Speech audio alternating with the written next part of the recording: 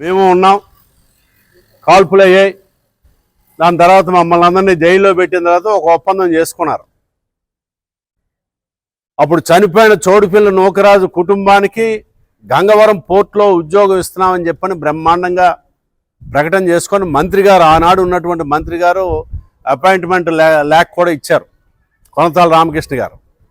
ఏంటా ఉద్యోగం అని అంటే కాంట్రాక్టర్ ద్వారా పని, అంటే కనీస వేతనం కన్నా తక్కువే ఇచ్చేది.